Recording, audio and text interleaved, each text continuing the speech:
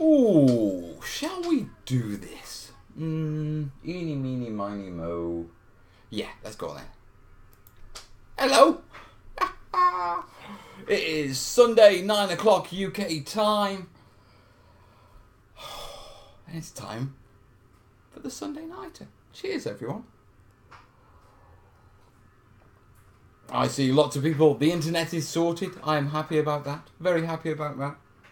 Now, I'm expecting this to be a quiet show. Passing Kerry. Hello, Passing Kerry. Hello. Yeah, I'm expecting this to be a bit of a quiet show, yeah? The reason being that in the UK, this is what's known as the May Bank Holiday. Yeah, and what this means is tomorrow is a bank holiday, which is technically no one's really going to work. Well, people are going to work, but a lot of people are off work, which basically means, whereas this would be get ready for work night, this is second Saturday night. Yeah, and you can tell it's second Saturday night because the pub up the road is heaving. They've got a slide, an inflatable slide. They've got a Mr. Whippy machine, and I really wish I was there right now. Well, as you sound by those sirens and the flashing lights going past that door right now, I don't wish I was there right now, because it's drama time. Hello, hello, hello. Right, I see we've got about 56 watching. Evening all. What's that cat saying about he runs on what you call it, Mel time? What's that supposed to mean? Mel time. Shocking. Now, tonight is a terrain question and answer show. There's a link in the description. I will open up the document now for your questions. And we'll see if we can get you some answers. Ba, ba, ba, ba, ba, ba. Delete all those. And then open the doc up. So, the doc's open. If you've got any terrain-related questions, you can get them in the Google link down below. On top of that, there's the link to the Patreon and to the PayPal as well. Now, last show, yeah, we were raising for the HD cam. Striking Hand came in and said, Mel, I've got one. And I've got a HD cam. Check this out. Yes. Okay. Not the angle you were expecting. But, at last, I can actually show you models. Now, they're not even focused because I'm holding it. But, oh yeah, much better. There you are. That's my side of you. Right. So, thank you, Striking Hand. Thank you, Dave. Much appreciated, mate. Now, I have been thinking, okay, about how to mount it. I'm always thinking about how to mount it. Yeah? And I've got this. It's a selfie stick. Yeah? And that is maximum erectus. So I'm thinking, perhaps there, over the desk perhaps, pointing down, like that. But it's a bit wobbly when it gets to maximus erectus. It isn't very stable. Wobbles from side to side a bit. And so I need to figure that. Good clamp on it. Oh. Now you'll notice I'm also slightly more tanned than I usually look. No, this is not the colour balance. Yeah, I've spent the entire weekend in the garden. Yeah, we've had some beautiful sun over here in the UK. And I've pretty much spent the entire time, yeah, busting a gut trying to clean the backyard up. But it's all nice and clean. Or it was until the kids went paddling. And now it's a bomb site again. They don't look like chindits. They are not chindits. Happy Revenge of the 6th. The 6th. Working on my first test of honour units. We've got some of that. I've got a question from Nerd. Oh God. That's a hell of a question, mate. I'm saving that one. Can you show us how to make Japanese cherry blossoms? They're pretty easy. I mean, we've got realistic tree tutorials in the foliage playlist. You just change the foam to pink and white, mate. They're not hard. Sexy camera action. Not like that, thankfully. Calm down. It's hotter than Beelzebub's balls. It is a bit warm, isn't it? I'll be honest with you, yeah, I haven't had my sort of, after doing all day in the yard, sort of bath yet. So I'm a bit sticky, you know, and a bit grimy. But I did have a bit of a face scrape last night because I came in out the watcher of the backyard, and I was a bit Yeti-ish, you know, the hair, the beard and everything, and you probably saw me a bit full growth, you know what I mean? And I had to have a proper shave down because, you know, I mean, you've been doing a lot of work in the garden and that sort of stuff, you just get grubby. Yeah, and I came out and it's like, I'm all nice and clean, I'm almost angelic. That didn't last for long.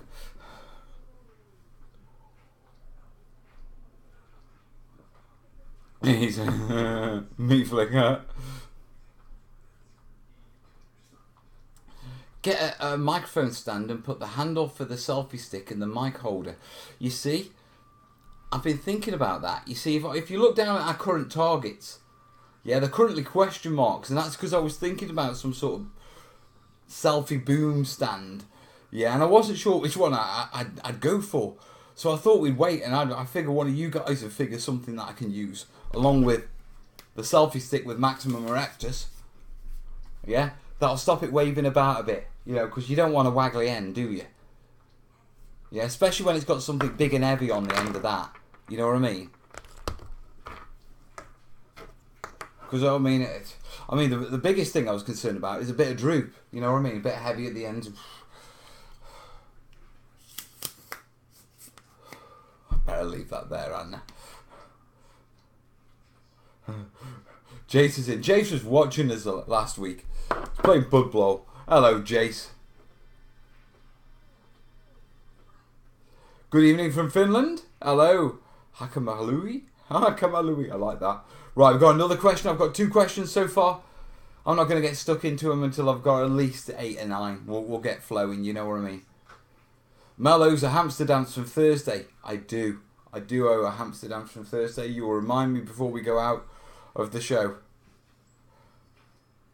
Selfie boom stand. So, what should I be searching for on Amazon? Yeah, to sort of mount this in Really? Another set of lights. They're having a good time up that pub. Yeah. What sort of stand? Come on, there's technical people. You technical people. What sort of stand? Because I can mount it. It's got the right mounting. Because it's got the hole. And it's got the sticky out bit. And they go together. You have to screw them a bit. Yeah, but if you sort of play with it there, it goes right in. And fixes nice and tight. But I just need a good clamp to hold it nice and straight, you know what I mean? While I'm working.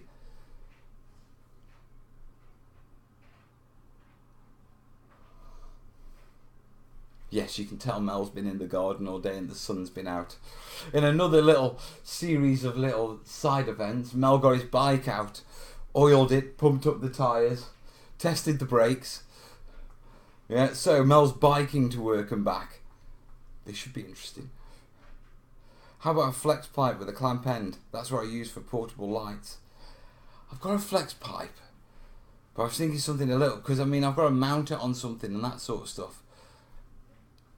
It does. I was hoping of some sort of like proper stand for this. The reason why I'm after a proper stand is because there's a good chance that I want to be able to move it away and possibly into the kitchen and work on the kitchen table. Just don't tell Kez. Search thingy to stick things to. Get AA. A clamp hooks to your table. I know, but if I hook to the table, yeah, the issue is every time I touch the table, we get the screen wobble. So I need to mount it off a different side. I could mount it over there. I could mount it over there. How's your medieval board planning going? It's actually going quite well.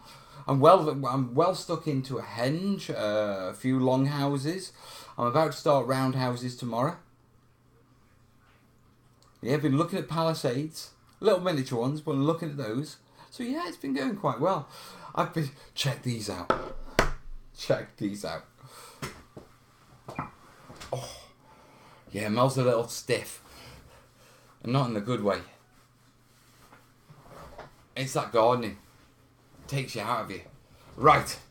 So, yeah, as you know, I've been updating my audio and sort of getting better with my audio. And I am getting better with my audio. Yeah, but to improve on my audio, I've been editing the videos that we do on a pair of, to be perfectly honest, shitty $20 speakers. Yeah, and so it was recommended to me by my course instructor that I get at least the very basic budget reference headphones. And reference headphones are headphones that you can, hear better music through, that sort of stuff. Yeah, so check those out. I mean, they're not monstrous or what? Although I've got to say, really good headphones. Yeah? Samson. Get an element, a Gorilla Pod. No, Gorilla Pod. I need something that'll grip. I've got it. You see, I've got that. And I was thinking of jerry rigging that, which is sort of a Gorilla mount. But the problem is, that when I mount that to that, it's perfectly fine. I can keep it up in a stable position. The problem is when I get to maximum erectus, with the heavy end on, okay, it sort of bends down, and I just can't keep it up. And so I need something with something a bit more grippy.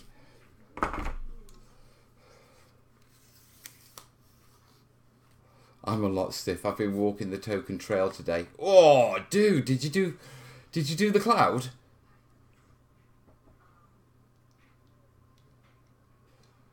Big Hands Muppet from the Puppet Masters. They make your head look tiny. I know. They're really good though. I was testing them and I plugged them into my phone and just put on one of the YouTube playlists. And I was lost for about an hour just, wow, is this what music's supposed to sound like? The only problem is I've started to actually hear how bad my videos actually sound. I spent 15 minutes editing slurping, breathing sounds out of my audio because I could actually hear them and it's like, oh God, that's awful. Yeah, it's quite scary to be truthful. The amount of audio editing and that sort of stuff I'm doing at the minute. What are you going on about, Cat? It's the age, Mel. I don't think it's that old, mate. It's relatively new. It's just not as stiff as it used to be, you know what I mean? God, it'd stay in one position all night. Now, we're halfway through the job and it's drooping down.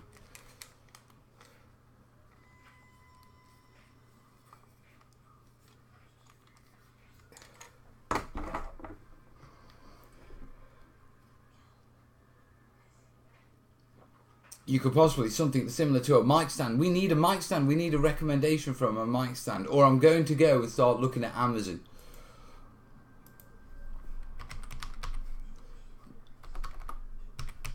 Amazon. Mic stand. Let's find one. Because that's...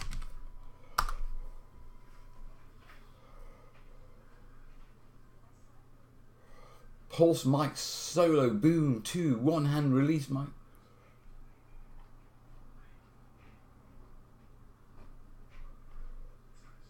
Okay, so they're not that expensive. Oh, they look nice. Oh, they look very nice. No, Bosh, you don't need one of those. So, easy one tonight. Mic stand's looking about 30 quid. So that's an easy one. Mic stand. We'll get that one nailed. Anything we go over goes towards the tail, towards the computer.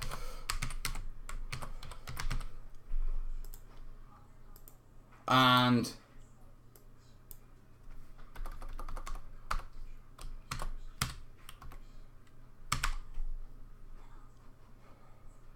there we go. Easy one tonight. Right, very quickly check the phone. We haven't had any, Oh, we've had a PayPal already. Tim H. Right, let's get Tim on the screen. Oh.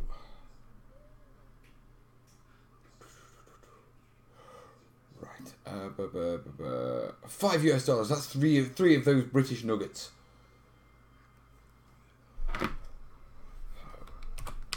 Tim H. There we go. Yeah, we've got Tim on, and we are down to 27. Yeah. So, on a mission. Right. Get a weighted base, not a tripod base. Can I not throw some weights on the bottom of it? Can I not just throw like a dumbbell straight down the column and just rest it on it?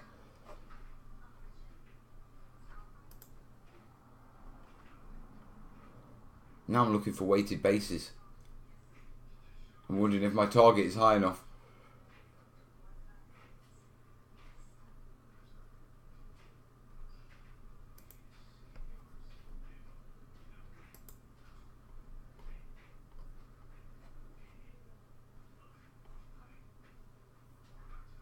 Now we'll be fine. We'll be fine. I'm not panicking. Right, I did it. Right, now what's going on in the comments? Personally, I would install a track on the ceiling. Can you imagine? No. A video track on the living room ceiling? Did you expect me to survive till the next live show? Kez would kill me. Microphone, you can invest for a mic that is clipped to your shirt. Well, I mean, we've got this unpowered one here. Yeah, we've got a powered Boya one there. Yeah, but I'm shooting off the snowball. So we've got that covered.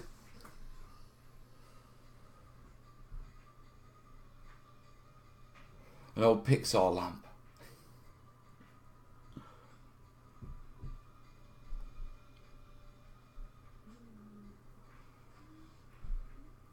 Also get a one-hand adjustment. I like mine better than the compressed style compression.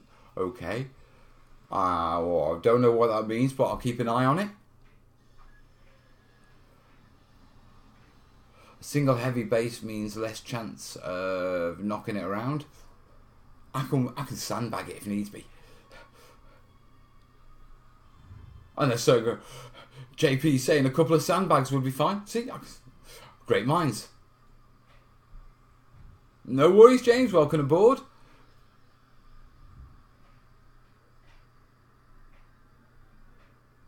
A Bempo Tekka tripod. What's a Bempo Tekka tripod? I'm curious now. Where's Mel's PayPal? Mel's PayPal is down in the description, mate. Right, let's have a look at what this is. Then we'll have a look how we're doing on the questions. Oh, they're nice. Oh.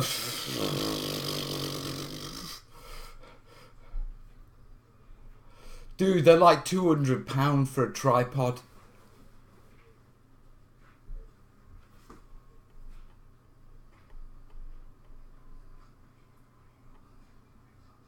Like £200 for a net.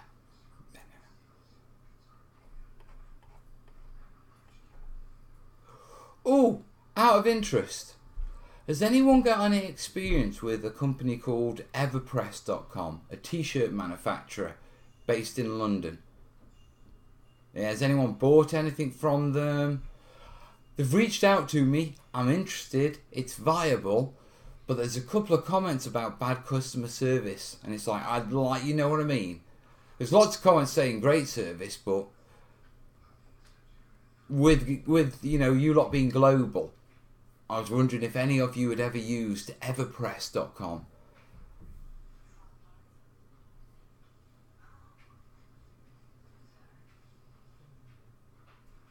Because I think it's t-shirt time. I also think it's brew time because my cup is empty.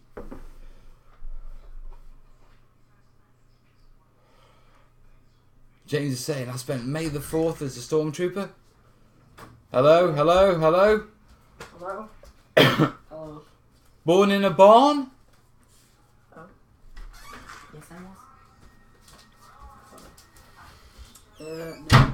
You don't have to walk back with him, Reese. It's okay. It only takes one of you to shut a door, mate. I was going to shut it, but I need to shut it. Hey, Mum, at least you've got clothes on. At least they've got clothes. It's alright. They were out in the paddling pool like 15 minutes before the live show. That's where that comment came from. Yeah, 2 grown boys in a paddling pool. As a Stormfreighter, you visited UCHL as part of Imperial Outlanders, like real life Legion squad. Very nice, James. Very nice. look into Spreadshirt. I've heard of Spreadshirt, but the cuts on Spreadshirt were pretty brutal. I mean, I had to like charge a ridiculous amount to like make 50p. It just didn't seem viable for me with Spreadshirt. Same with is it T-shirt or Teespring? Wow. Not shirtless. First time for everything. There's a reason for that. That's because like not long ago they were soaking wet and cold, and so they've got dressed up to warm up. Hey, Mark. Well, in the military we use Banana Moon for our tour t-shirts. Alright then. Let's have a look at Banana Moon.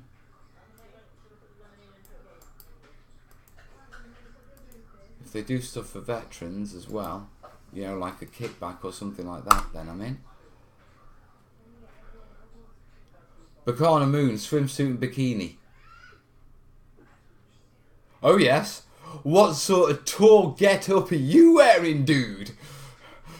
You rocking the pink polka dots with the bikini line on the Afghan tour, man. Yeah, what's up? Do the magazines not clip into the one piece? Oh, I'm going to give you so much grief over this, dude. It is. Banana Moon, it is actually coming up with... On the second listing is Banana Moon printed and personalised t-shirts. Yeah. But bananamoon.com is swimsuit and bikini. And like, who was it? Who said it? I need to name that man. No, it was below that comment.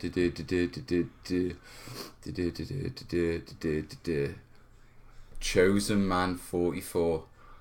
Chosen Man 44 says, Mel, in the military we use Banana Moon for our tour shirts. Searching Banana Moon, registered. Yeah. Oh, I can see why. Shall we screen share? 1 second, guys. I genuinely think we need to screen share. So, Chosen Man 44, this is where Chosen Man gets his military, tour. Oh, come on, you don't do that on me. Come on, give me the screen. I need to show you Chosen Man. Oh, it's not going to show me, is it? It's not. No, quick flick back. No, we can't. What a shame. No one will ever. Banana Moon. Banana? Oh yeah, I can see Chosen Man rocking out that lovely red and yellow bit. Oh, lads, you put your eyes back upstairs, boys. Bye. Okay, bye. Yeah, upstairs. This tastes so good. Do you know what? Yeah, if you scroll down a bit, you get fresh new arrivals. There's 5 outfits, and I'm really liking the pink one piece on one side. But I love how they've got a khaki version at number 5. Is that what you wear, Chosen Man? A little bit of khaki. Not really Afghan or Iraq, is it? Belize, perhaps a bit of jungle fighting in your two-piece? Alright. Right. Let's go and have a look at Banana Moon, the t-shirt printer. Oh, Banana Moon is .co.uk. That means Chosen Man is British Army. Dude, what are you doing to us?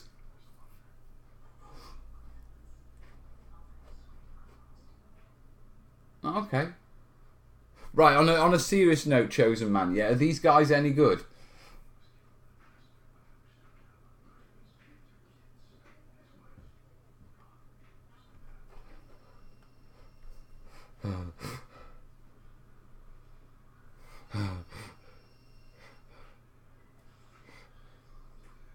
Right, I'm gonna catch up on the comments now, just because I'm quite interested in seeing how you lot have roasted Chosen Man, whether you've joined in with me, whether he's ran off.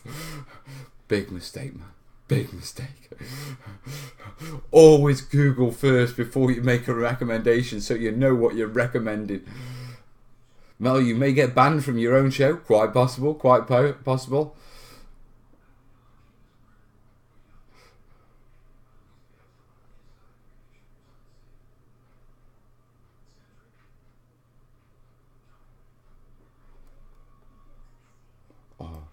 Chosen man, tally-ho. It would appear that you guys have just quite happily sat back and let me roast the hell out of the poor bugger. Chosen man, he's RAF. Oh, that's all right then. I can take the mick out of the RAF. It's allowed. No, I'm not. No, sorry. It's all right. Over in the UK this weekend, it's been a bit of a competition between the armed forces. Yeah, and it's the Army versus Navy rugby match with what you call it. And so there's always a bit of banter with the Army and the Navy and the RAF. Yeah, and so no, I'm not going to take it there. Not going to take it there. I'm not going there. It was an innocent joke. Spot on. All regiments use them and they've shipped to us on tour. It's your crappy search engine. It has a warped mind. Google. Oh, dude. I'm going to order that two-piece khaki. Yeah, I don't know how I'm going to pull it off, yeah, but I'm going to have it printed with Chosen Man 44 across the top. It's going to happen, dude. I swear it's going to happen.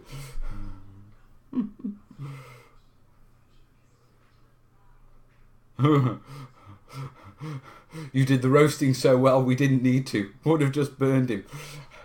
Listen, I've got to get, I've got to finish this off. One last one, because it's worth it. No, not that one. I want the bikinis.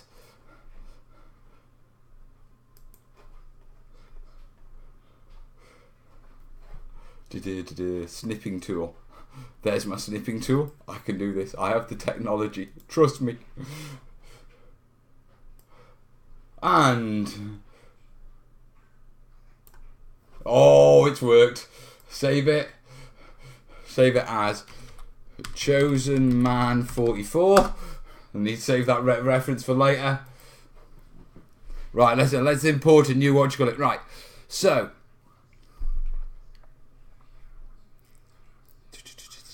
media files, images. Oh, I've got it. Yeah. I've got it. I can do this. Okay, so just to bring all you latest viewers up to speed, if you've not, we've had a t-shirt recommendation from Chosen Man 44. Yeah, now Chosen Man 44 was RAF or is still RAF. They get all their tour clothing from a company called Bikini Moon. Yeah, and so let's see what the RAF is wearing on tour. Yeah, lately. From Bikini Moon, we have the khaki two-piece. Perfect for those jungle environments where it's hot, it's sweaty. You need ease of access to be able to get to your room key for the hotel. Yeah, and also you need a reasonable sized pants to be able to put your wallet in for the bar, because we know the RAF don't go further than 100 yards from the hotel, boys?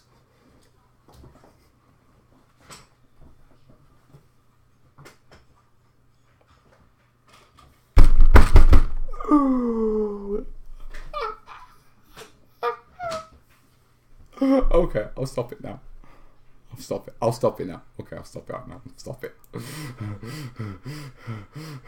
Like we really need a way to wind him up. Oh, you don't. Banana Moon. Californian somewhere. Combat ready.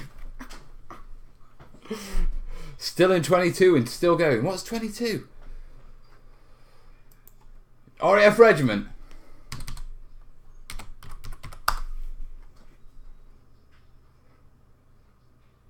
Westland Sea King. Are they still flying the Sea Kings? I thought they'd knocked those down.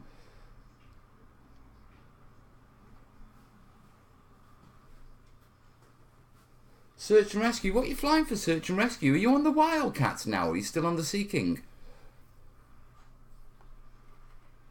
Is Dragmail happening? Combat Dragmail, mate.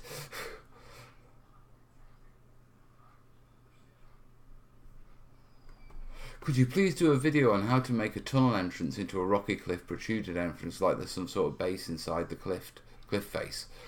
You could probably pull that out of my rock face video that I did for the D-Day board, mate. Check out the playlist, technical terrain, Hills, rocks and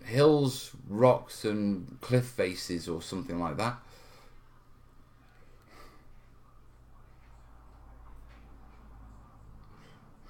And if we have to rough it, aircon tentage the way to go. That's so RAF, that is, man. But serious question, are you still flying Sea Kings? Or have you switched over to the Wildcats yet?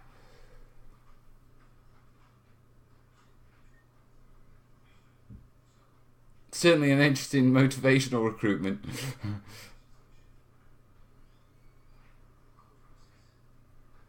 Right. Oh, my phone's buzzing. I will quickly check. We've got 5 questions so far. Yeah, I need a couple more, so we're about halfway in. We're about half an hour in. G.I. Jane already. Love that film. I know it's cheesy, but I just like that bit. Kill a Mockingbird. Right. Operation Phil's Mel Mug. Phil's Mel Mug. Right. We've had a PayPal donation.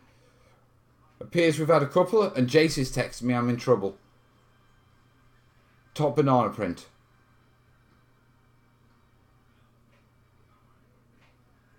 Well, have a nose. Right. Before we do the PayPals, because we've had just a couple, I'm going to go fill this mug. Yeah, so I'm going to be back in just a couple of minutes. Yeah, you guys get your questions in. When we come back, yeah, we'll stop ripping the hell out of Chosen Man. Okay, and we'll get stuck into some questions, eh? Right, going to fill me brew, guys.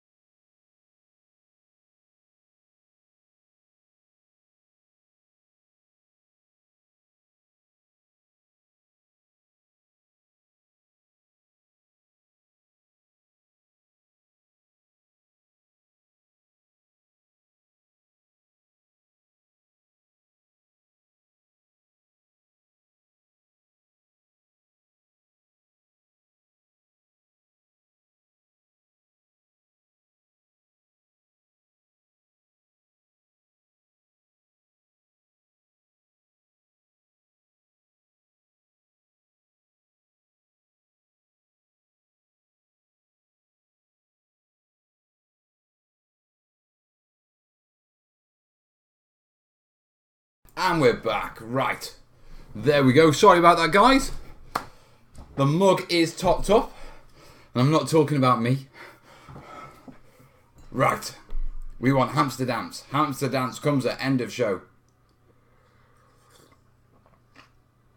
And I had occurrence. It suddenly occurred to me. Yeah. Where'd the pong go? Oh, really? Oh, chosen man. Chinooks. Chosen. Chinooks?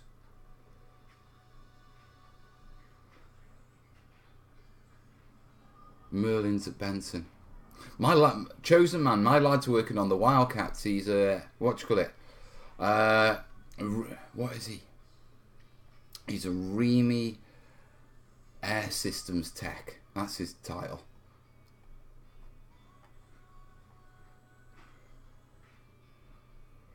Right. Now, chosen man called me a pongo.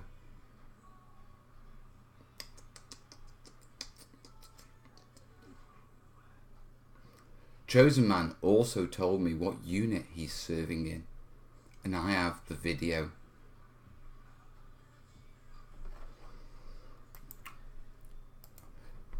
Tutu Reg have a Facebook page, don't they? Tutu Reg RAF. Oh, they do. Oh. They have a Facebook page you can post to. Oh. Oh. And I know their favourite sort of combat gear. Oh. Casual Air Insane. He's gone from mad from the sun cat. We're not built for it. I am in a bit of a giggly mood. Us Brits do get a bit giggly. It's a bit weird.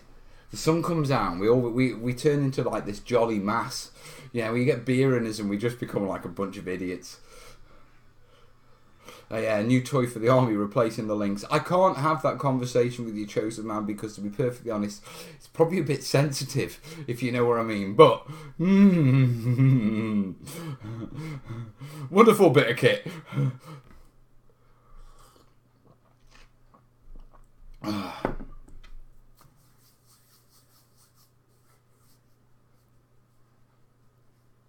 It's a snowdrop. Oh no, 22 years in and still going. Oh right, no, he's quickly trying to diverge from, no, I'm not, that's not my unit number, please don't post to my unit number's Facebook page. Don't worry mate, I wouldn't. Yeah.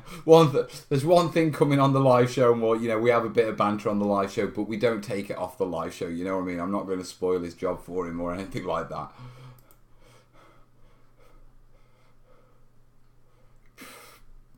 Be so tempted.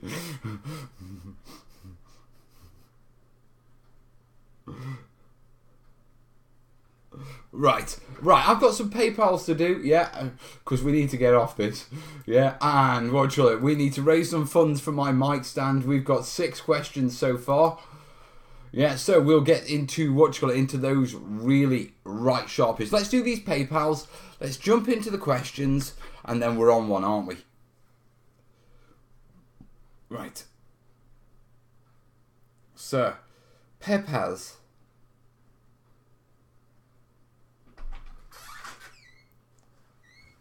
Hello, you. McDonald's codes I've just found in the washer. In the washer? Mm-hmm. You better pass them to Willow. When? So, from Hakamalui. Right, let's get Hakamalui on the screen. Not dumb enough to be a rock ape. True. Well, you know what it's like. That 6 mile march of death.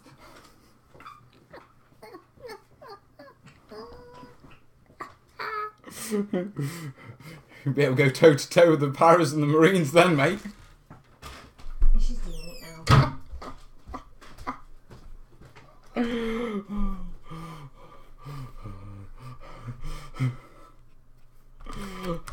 Right, let's get Hacker on before Mal has a heart attack.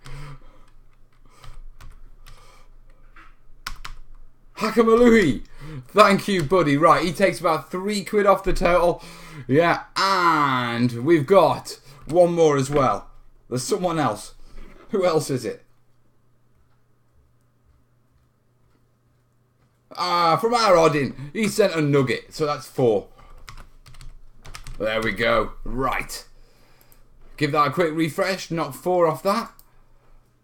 I'm getting good at this stuff.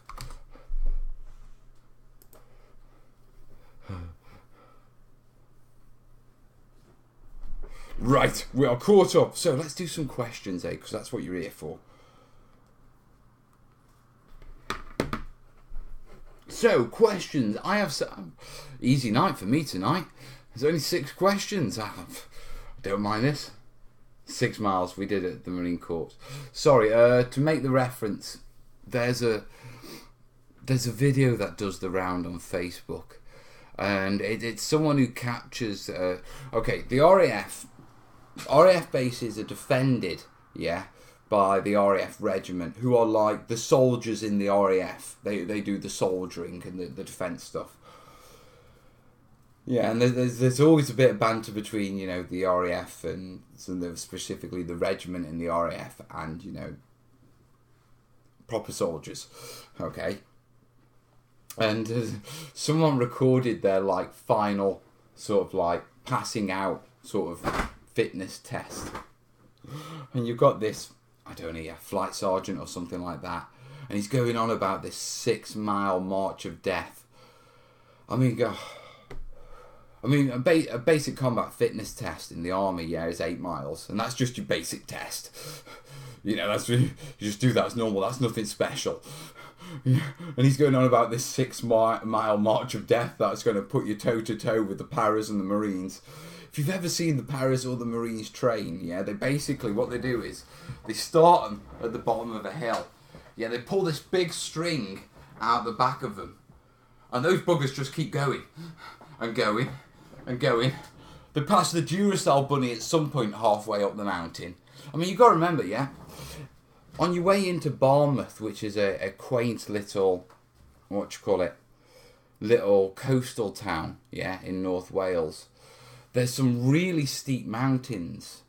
And I think it was the Marines who, on a charity, sort of jolly, decided to see how far they could carry a Mini up the side of a mountain. Yeah, and this Mini is still parked up halfway up a mountain. Yeah, because they decided they weren't going to carry it back down again, and no one can get it down safely. Okay, right, yeah, Mel's maths is hard. Just ignore that. Yeah, so there's this infamous 6-mile march of death video that the RAF regiment go through. Popcorn kernel up the daughter's nose. Oh, that's dead simple. Well, open the mouth. Yeah. Put a bit of tissue paper on the side of your face. Put your mouth over their mouth. Blow, and it'll fire it out the nose onto the tissue paper. Remember the tissue paper, or you get a face covered in snot. Corbyn once decided to put a little bauble up his nose.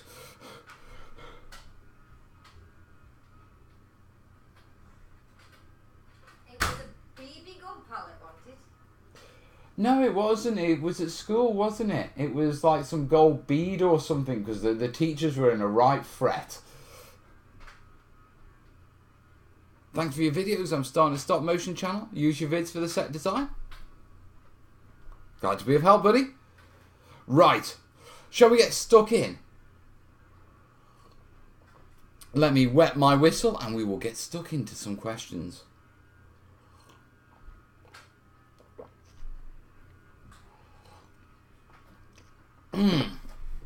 Right. I'm going to spin myself around that way, because you know that's how Mel goes when he's considering these terrain stuff. It's my thinking pose, isn't it? No worries, Jace. You look after yourself, bud. We'll catch up this week. I'm in the studio all week, mate, so come down, yeah? Yeah, just catch up with Jace. We need to get together this week. I haven't seen you in ages. Right. I've got 7 questions, so let's get cracked on. Okay, first question. The Nerd Shack is asking, how could you get Tudor cross-hatching in 6mm scale? Now, for those of you who don't know, cross-hatching is In fact, let me make sure. I'm sure it's the diagonal diamond patterns that you get within the normal wattle and daub. Are you going up, are you? I'm going to go to upstairs and brownie. But let me just double check that on Google Images.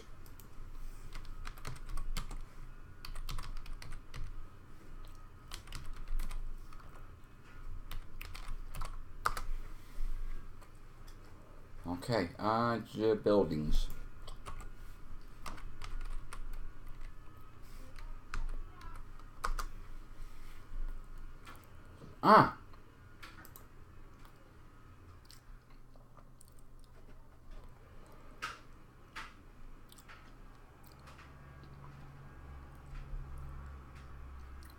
So you are talking about the actual imagery in between the main wattle and daub pieces, aren't you?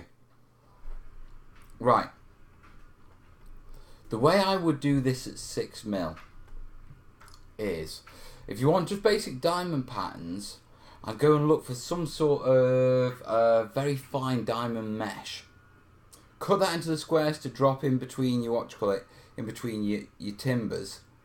Yeah, or even put it, just screen the entire building except for the windows with it, and then place your timbers on top. And then use a little bit of dilute filler to paste in between, because that'll sink into the recesses, but the diamond patching will still be the raised bit, if you know what I mean. Yeah, that's the best way I can think of doing that. I mean, the issue is you're dealing at such a small scale. You're at 6mm. You know what I mean? Buildings are only going to be that big. Yeah, so to get it fine, it's going to be a real challenge, to be perfectly honest. A lot of people at that sort of scale, you can get fine tip acrylic ink pens. Okay, and I've used them in the past for graffiti and stuff like this. And you can get them down to a 0.1 of a millimetre. And what I'd probably recommend is actually draw them on. Yeah, you'll probably have a lot better results drawing them out on than trying to create them as part of the 3D structure. Also, I don't really think at the at 6mm you'd have that much of a difference between the wattle and the daub effect and the actual cross hatching, that it would actually stand away and be definable as a 3D structure. You know, I'm imagining at 6mm it would fall into more like a 2D look. So in that case, I think probably the fine point acrylic paint pens would be your better option. Because that way you can just put your simple timbers onto your 6mm buildings. And then if you've got a steady eye and a steady hand and a sharp enough eye, come in and just do your your last, you know, all your diamond shapes and that sort of stuff.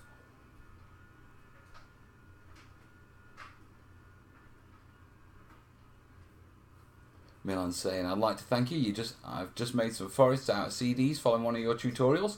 Nice one, Milan. Yeah. So yeah, guys, with regards to when you get down to 6mm and doing really fancy details, think of it not so much as as how do I replicate this in the building process. Think of it as a painting process, and remember that you have other tools to use, so you can switch over to using acrylic fine tip pens for those sort of details. There you go. I think that's answered that one. As always, guys, you know, we've got 90 odd of you in the show tonight. Yeah, if anyone's got another answer which they think might help, get it in the comments. But nerd, I hope that helps you, bud. Right, did it in. Next question, yeah. Right, JP, is it better to make dragon's teeth traps individually, or should there be a few stuck down to a base? Personally, I'm a stick down to a base sort of person. Yes, you can make them individually, and if you make them individually, then don't base them. But what you should do is just around the around the rim, okay, of your dragon's teeth, run a bead of hot glue. Yeah, you can then paint that and put a little bit of flock and a bit of tufts and that sort of stuff, and it becomes sort of a base without a base, if you know what I mean. But it means you can drop your individual ones straight down onto the table, and they appear, you know, They don't look like just concrete sticking out of a perfectly mowed field. They've got the extra growth you would have around the base of something like that. But personally, I'm a big fan of doing them as actually modular pieces, so you can run your tank trap lines. I mean, when we look at things like tank traps, we often, think of them as, oh, they would have put a couple here, but in truth, they were laying miles of them. You know what I mean? Just one continuous line, because if they didn't, you'd just drive round them. So I think the base system works far better, to be perfectly honest. Yeah, I like it more, and if you can make it modular so they join up and maintain the look, because quite often they were in it wasn't a single row. There'd be staggered rows.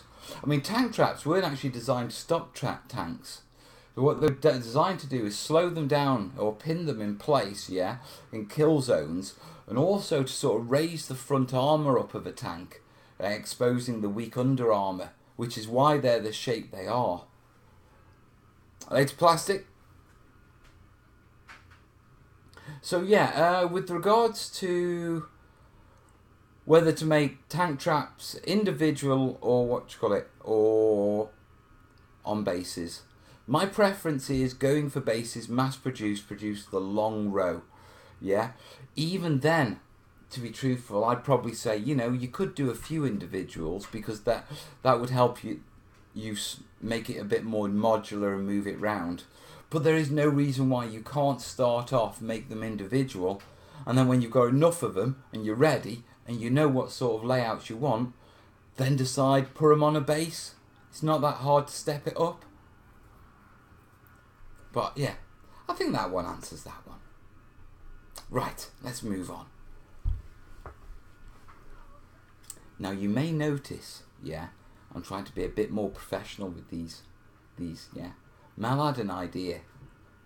What if Mel records all the question and answer sections of the live shows that we do, and then once a month I release them as like a chatty podcast, all neatened and trimmed and polished.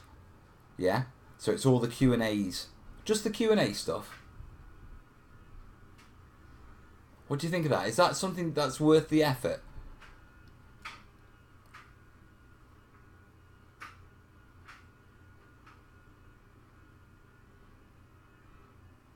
Right, next question.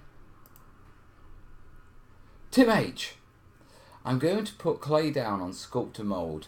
Do I need to put down a layer of PVA glue to secure it to the sculptor mould? You can do, but generally as long as it's wet, you'll be fine. Okay. The issue is when you say clay, I'm assuming you're talking about DAS air drying clay. Not clay that needs to be fired to be cured. Okay, so the problem with air drying clay is it sort of dries the moment it's exposed to air, which means the outside of your lump of clay basically dries, and that's why it doesn't stick down too well. Because it's already dried before you've even applied it to your piece. But if you apply water to where you're going to be applying your clay, and then stick your DAS air drying clay on top of the water, that'll reactivate the clay, and it sort of softens it and dilutes it a little, which allows it to sort of what's the best way of describing it? Not so much soak in, but grip better and mould better to the surface you're placing it on. And I've always found when I've put water down, I've always got far better adherence with my actual DAS modelling putty that I'm putting down. I did it with the trench system. Whenever I do sandbag work, whenever I'm doing rows of sandbags, I always brush a little bit of water on top of the top row before I put another row on. Because the top row, it's DAS again. It'll air dry, and quite often it goes very white and powdery. And the DAS just won't stick to each other that way. Give it a quick wet, reactivate it, put it down, you're fine. There's no real need for PVA. If you were overly concerned, what you could do is you could mix a little bit of PVA into your water, yeah, and just use a watery PVA mix to reactivate the sort of DAS modelling putty as you're attaching it. But like I say, yeah, the priority is the water, not the PVA.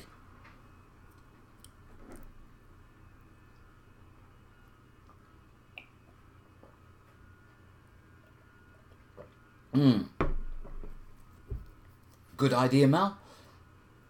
If you can polish it right. Yeah, I'm doing a lot of audio work, so I think I can polish it right. I still need to do a little bit work on improving the audio during the live stream. Okay, guys. Yeah, it's progressive steps. You know, at the minute I'm filming on 3 cameras. You know what I mean? We are continually to step up. Yeah, but if I can clean up the audio and I can get this sort of... I'm practicing the questions at the minute of how it flows and that sort of stuff. I tried it before, and what I found was I'd be halfway through an answer, I'd chat to someone in the comments, then I'd go back to the answer, then I'd go rambling, and it wasn't that good. So I'm trying to be a bit more coherent with my answers, yeah, and get into the habit of wrapping up the answer as best as I can before I look at the comments and carry on. That way, like I say, I should have nice clean little questions. There's the answer that I can clean up, drop into a bit of a podcast.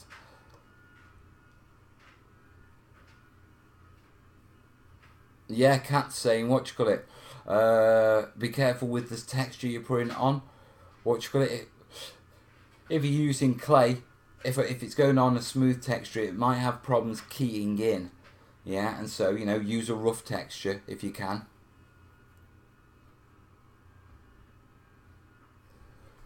George M's posted a link, some mini block plastic stackable freeze tray ice cube molds.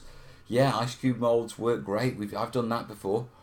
Just throw DAS modelling putty in them, just wedge them in, let it cure, bang them out. Next lot.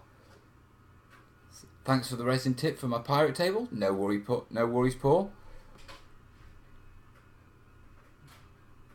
We'll see on the podcast. I'm quite interested on the podcast to be honest. Yeah.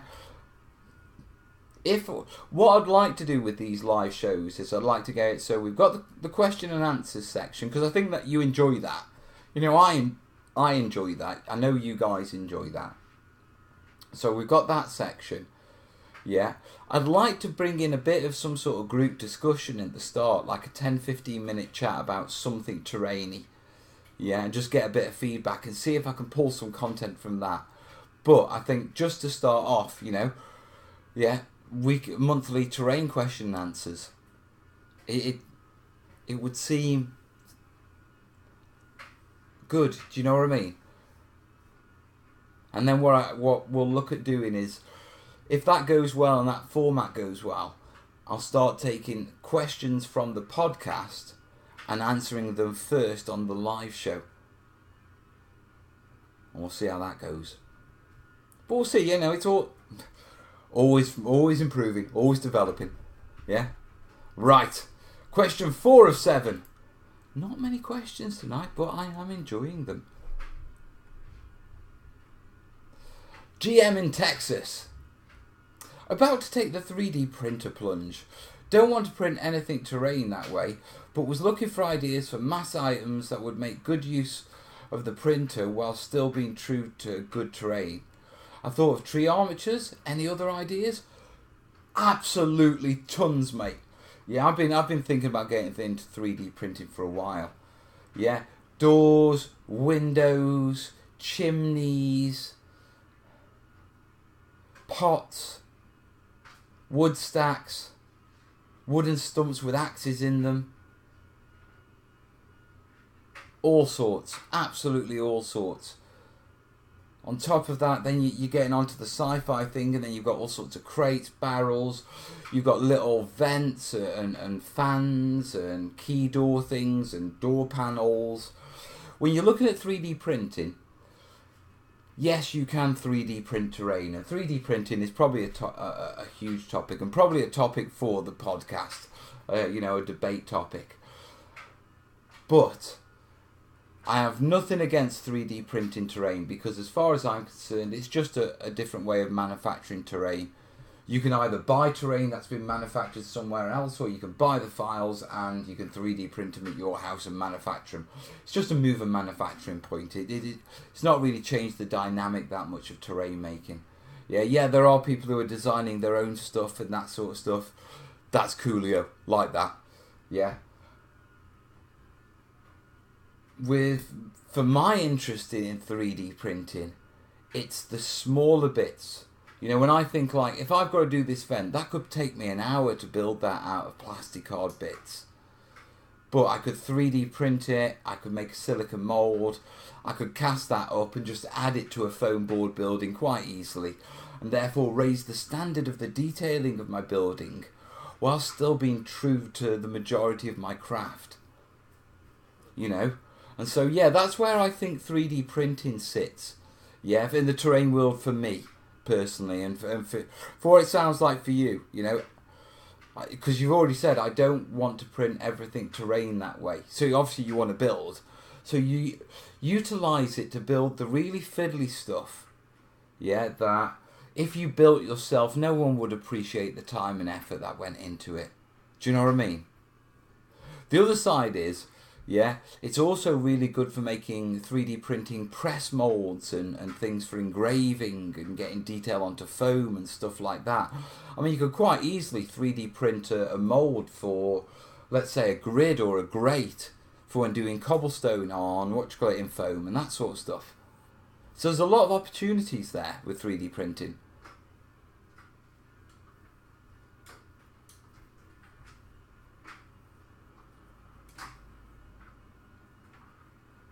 You should get a terrainiacs intern to screen your commo, DJ Bose.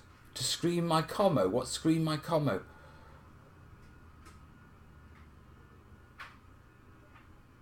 People are talking about the different types of 3D printing.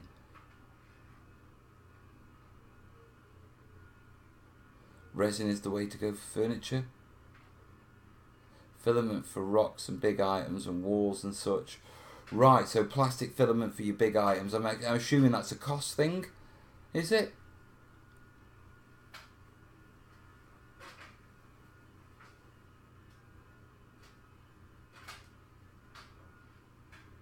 You could 3D print a miniature Mel mascot like this little footballers with big... No, Gary, no. What are they? What are they called? There's a special name for them, aren't they? The guys with the big... No. Right. Quick check, any PayPal's in? We've had one PayPal. We're getting closer to the mic stand. Will we break a tenner in this show? We won't. Yes, because George M's just sent a tenner. Thank you, George. Right, let's get George on the screen, then we'll crack on with some more questions. Oh, don't know how Mel's going to do on this bike tomorrow. Me and the boss watching along, making us laugh. I'm glad you're enjoying this show, George, and thank you, mate. You're pretty much a third of the entire way to the mic stand. Yeah, it's not a massive target tonight, guys. But we look to progress the kit with every show. So, yeah. And this is an easy sum. I can do this. I can do 10 away from something. Yeah, so thanks to George, George M, and the boss, who are enjoying the show immensely.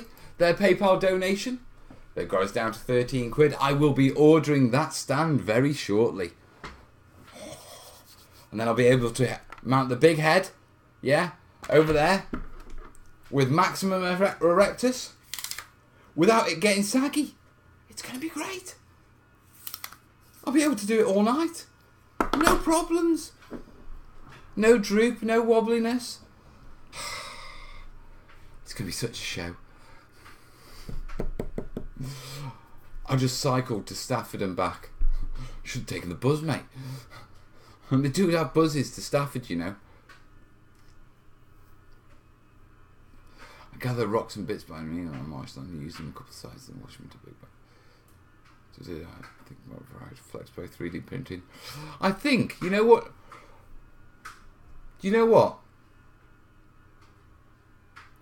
Shall I see about next Sunday night? We'll see about having a 3D special.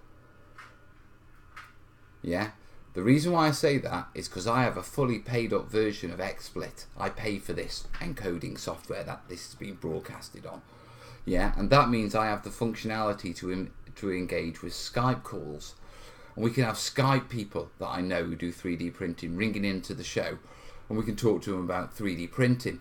And we'll get it nailed down for terrain.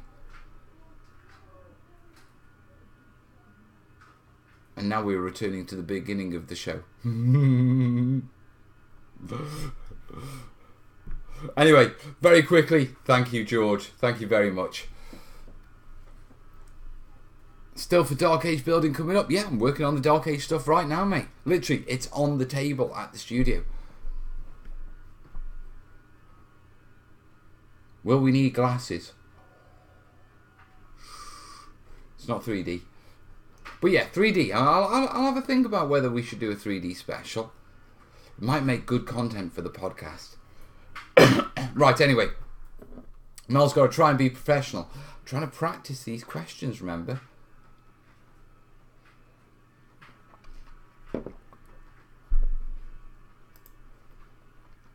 Oh, JP back.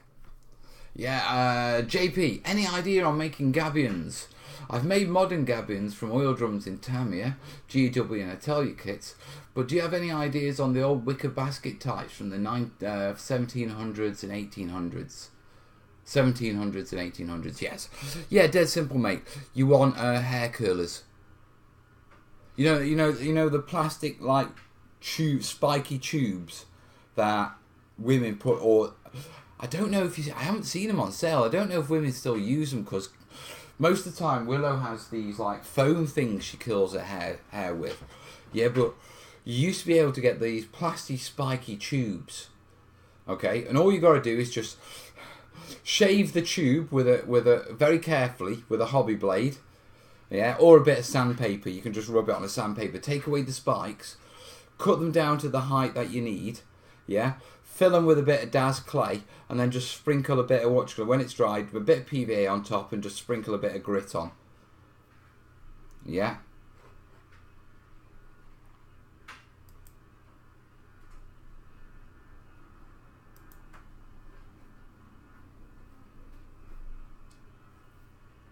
And so so you can just dead easy cut it, well, clean it, cut it, fill it, grit it, base it, and you're done.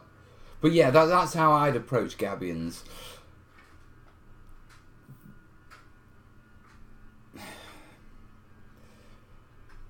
You can, if you go to car boot sales, keep your eyes out. Sometimes they sell like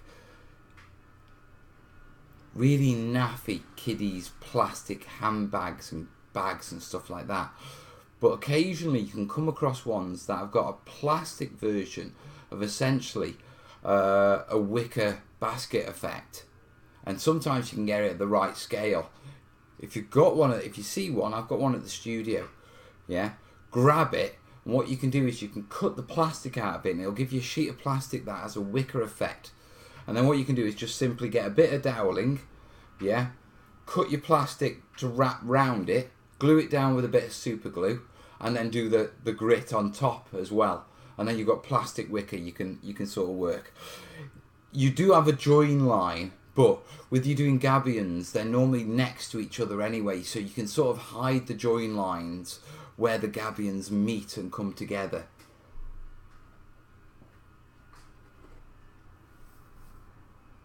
So yeah, that's how I'd tackle gabions, mate. I made barrels out of dowel sticks for my inn. Yeah, I can see that working, mate.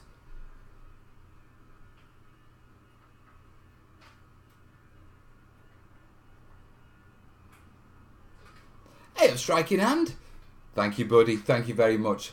Yeah, it's been a hot topic of the show as we've talked about how to mount it. UK nuggets incoming. Oh, we've got UK nuggets incoming. What drawing software you got?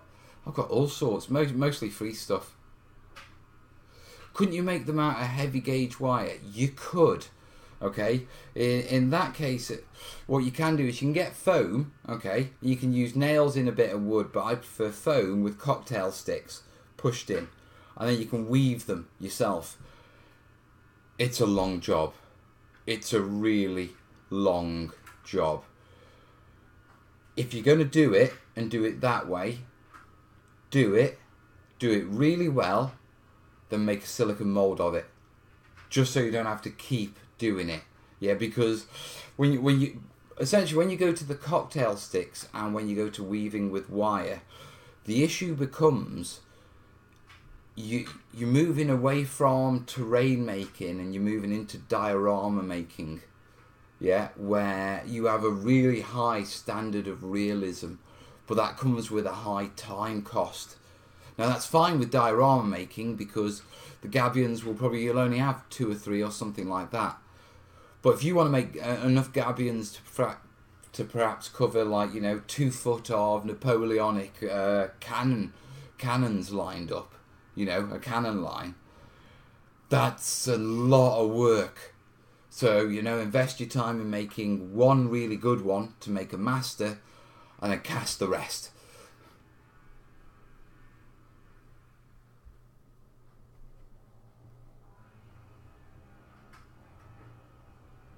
I wanted to do a Kez bobblehead, but she never stood still long enough and all the pictures were always blurry. You're making a bobblehead of my wife?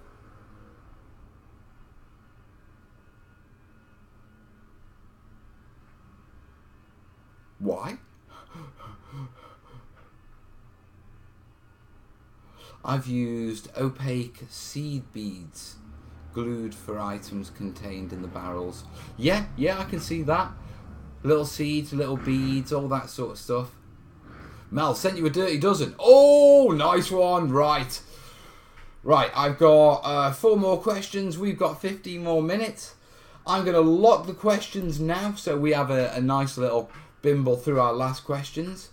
I'm getting the feel for this sort of do a question, yeah, and then come back to you guys. Now what I need to do, yeah, and this is weird because you know me, I often talk about the back of house stuff whilst doing the front of house stuff. Yeah, this is the sort of stuff that you're supposed to keep away from you guys, because you guys are supposed to think this is all natural and this is just flowing and it's not organised in some way, which, to be truthful, most of my live shows, that's pretty much how they are. You've seen the kids, you know how it is. But if I'm going to get this podcast thing right, then I need to get a little bit more formal and make sure I do it right so I get the right content so I can make a decent podcast. Okay? And with that in mind, what I need to do is start encouraging you guys, after I've asked the question, yeah, encourage you guys to engage in the chat. So after I've said my bit, I can then go to the comments, and anything constructive in the comments is already there waiting for me. It's weird, isn't it? It's weird. Right.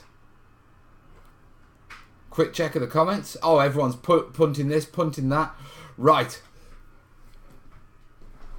I made one of you, Mel. Scroll up. What? There's a Mel bobblehead. Where's the Mel bobblehead? I don't see it. I don't see a Mel bobblehead. Is there a link?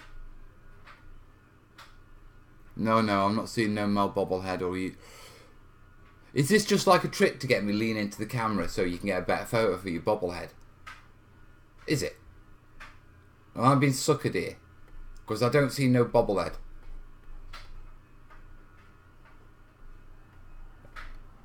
Anyone who says I'm looking at the wrong part of the screen, I'm going to put you on a timeout. Well, the one I have of Mel inspires me to make things in my shop. Crack on. No link. All right, okay. One of me does have clothes on, doesn't it? Just curious. Never been in a situation where a woman's made a model of me and placed it in a studio to encourage her to get on. I was never this popular with the female variety, yeah, when I was young. My God. When I was young, I couldn't get a woman to look at me. Now I've got them making models of me. Oh, my life. Right, I'm going to do some PayPals. Then we've got some questions. Right, let's do some PayPals. Oh! We've had double bubble. Two guys have decided they're going to nail the they're going to nail the final amount. So we've doubled up. Right. First off, let's get some names on the screen. Now, both of these guys, they have both donated the same amount. John H.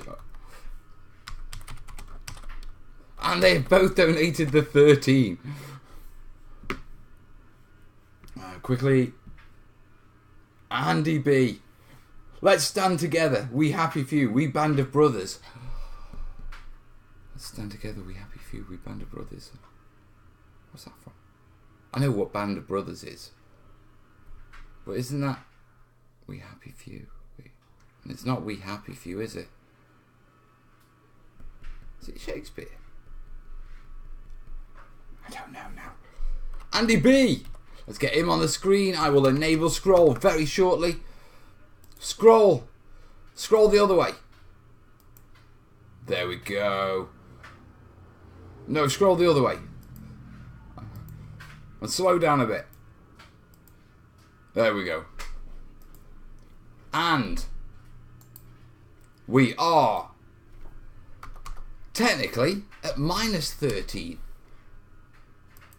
There you are. How's that maths for you? Because both of those awesome guys donated 13. So we've got the mic stand. So I'll be on after this show. Yeah. To get that ordered. Thank you very much, guys. Henry V Mel. Is it? I thought I knew it from somewhere. Wait, what? West Side is making models of Mel. I hope not. Not with what West Side does.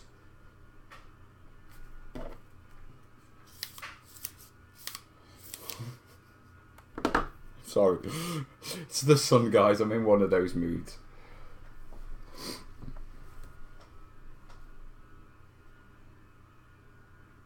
And now you get the words. Andy B. Right, Andy B is chosen man. We will forgive him his khaki combat watch. No, we won't. We'd like to specifically give a quick shout out not only to to George, not only to John, but to also Andy B, Chosen Man 44, pictured on screen now. Image is a representation of his work uniform.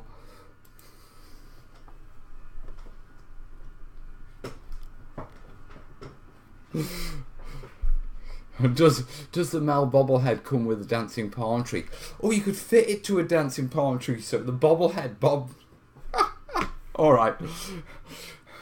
There's me going. And we're going to try and be a bit more professional about this show. You know what I mean?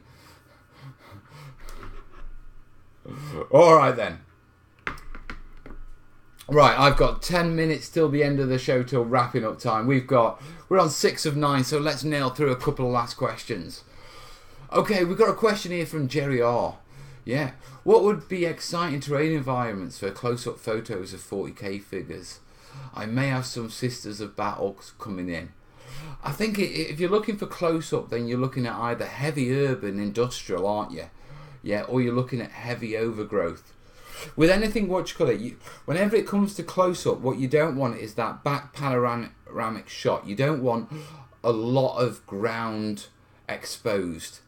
Because the more ground you have exposed, the more likely the shot is to look unnatural, because the more flat table is in the shot.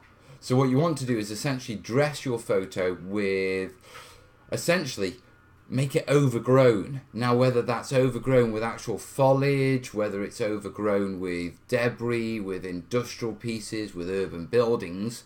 I know overgrown and buildings doesn't really come together, but it's that idea of the space being taken up If you can work on overlapping terrain that's staged at different heights, then what you can essentially do is fill the gaps, because if you put two scatter pieces together, you'll have a gap between them where you can see through to your backdrop.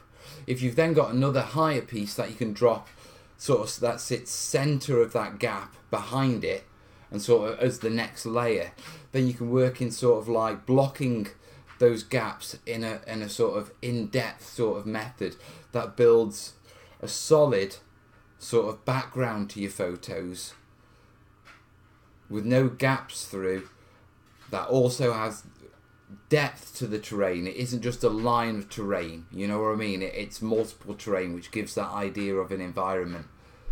Yeah.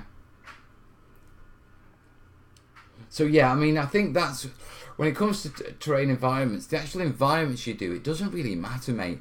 It's how you pose it, yeah, and how you dress it. Go and have a look at the GW photos. Look how cramped their photos are. It's exactly how they do it. You know what I mean? They stack them up. Quite often they'll have very low-lying scatter pieces at the front, very much to dress the bases of the models, so you can't actually see the bases of the models. Yeah, and that works really well.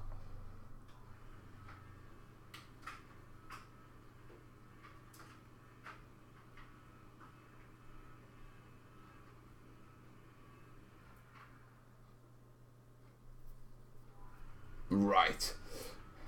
I don't know what you lot are chatting about in the comments, so I'm not even going to engage there. Okay, next question. LBT, how do you put lights in your fires, houses, street lights? How can you add flashes to your tanks when they fire? I think flashes, I'm not a big fan of adding lighting effects to tanks and stuff like that. It's a thing that goes back to my childhood, and it just reminds me of them being toys. Now, if you're into it, that's perfectly fine, you know, whatever floats your boat. Yeah, I'm just saying, for me, it's not a personal thing. If you're working on with tanks, I'd imagine you're looking at LED kits. When it comes to doing things like fires and houses and stuff like that, not specifically street lights, yeah, but for fires and inside houses, we often use the flickering tea light candles. Yeah, you can buy them little white things with a battery in, and they've got like a little LED flame on. Yeah, and you just switch them on and they flicker, glow. I've done tutorials on them. There's flickering smoke effects in the Let's Make tutorial. You'll find them, and they are literally just simple tea lights that you can just switch on. With regards to the street lights, that's going to be a little bit more complicated, because obviously you can't mount a tea light on top of a street light. You're going to actually have to wire an LED in. Yeah, but there are companies, I believe Woodland Scenics has just brought out a street light and an electrical system that you can buy to sort of set up your street lights. So those are your options. Yeah, LED kits, I would say you could buy those simple kits from Maplin's, but Maplin's has gone bust, hasn't it? So, yeah. Right, Mel, we are discussing how to keep you out of the sun before a live show. Well, that should be pretty easy. It's not that often we have sun in Britain. Okay, question 8 of 9. It's from Mark. Okay, hello from the US. Hello, buddy. I'm currently working on a stop motion film for fun. I'm currently using mostly cardboard, foam board and poster board to create terrain and simple buildings. Any other materials I can use for terrain? Yeah, thanks, and keep up the great content. There's tons, mate. It sounds, with what you're working on, you're doing a lot of internal buildings. Sort of interiors of rooms and that sort of stuff, because you're saying cardboard, foam board, poster board, and that, for me, when I think of stop motion, that reminds me a lot of more of buildings inside of rooms, that sort of stuff, walls. Have a look at expanded PVC foam board. That's really good. Not sure what sort of foam board you're working with, whether you're working on with the EPVC or the polystyrene sort, styrofoam sort. So if you're working with the EPVC, check out Palite, check out Foamex's brands. There's also, you can get styrene sheets, plasticard sheets in various thicknesses along with dowels and that sort of stuff. And then after that, obviously, you've got the whole gamut of trees and mountains and rock faces and all that sort of stuff, and they're in the playlists. If you want a good primer on the core materials for terrain building, we've got in the Back to Basics playlist, you'll find your common terrain questions answered, and I go through all the major pieces in that one. Yeah, all the major materials we use in that one. So go check that out. That could be useful to you. Yeah, but without knowing what you're actually specifically looking on making, it's a bit difficult to answer that one. But go and have a look at that video, and I think you'll find the answers you're looking for there, mate.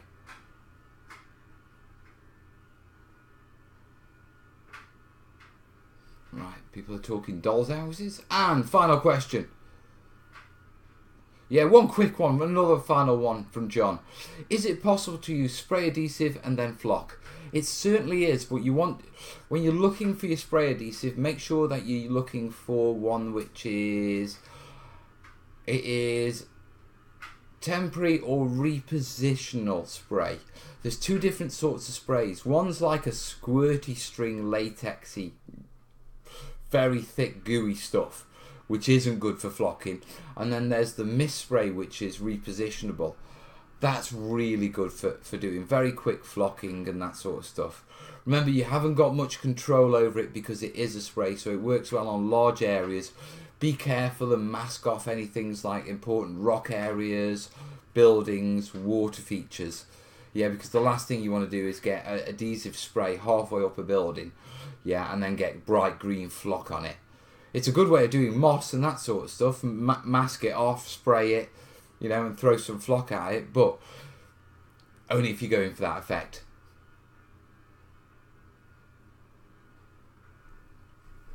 So, that's my questions, guys. How about that? All good. Right. That's my questions for this week. Delete all responses. Yes. I've got a microphone stand to buy. Oh, yes. It's been a good show, hasn't it? I've enjoyed it. We've got our mic stand, thank you. And we're 13 towards our our next target, which is always a bonus. Yeah. I would like to thank George M, John H, Andy B, Tim H, Hakamahuli. Yeah, Rodin. I just need to make sure there's no other names I've missed. Yeah, George. Yeah, we started with George, didn't we? Yeah, we've covered a lot. George M, just in case we didn't start with George. Right, what's happening on Thursday? I'll be in the studio. Mel, when is the resin lady coming to the studio? She's in on Tuesday. So yes, we've covered lots of things. Let's talk 3D printing next week. I think so. And yes, Diggy, you are right. It is hamster time. So guys, it's been a wonderful show. Thank you for your support. Thank you for your questions. Hope you've enjoyed it. I hope you've enjoyed the weekend for my UK compatriots. Enjoy enjoy the summer sun. To my mate Chosen Man, look after yourself, bud. And it's time to see you out with a dance. Oh! Gratuitous crotch shot there. We don't want that. It's a family show. There we go. If I throw a hip out doing this, I'm telling you, and you lot to blame, I want compo. I've spent all week doing the gardening. My hamster hips are not as loose as they normally are. Alright, let's give this a go. We need some music for this, don't we? Thank you, guys. I can't. What do you do to me, you awful people? Works well on the hips, though. You know what I mean? Bit of a swing. Right, guys, listen, thanks for joining me tonight. I'll see you in the week, and I'll see you Thursday night. All the best, yeah? Ta-ra.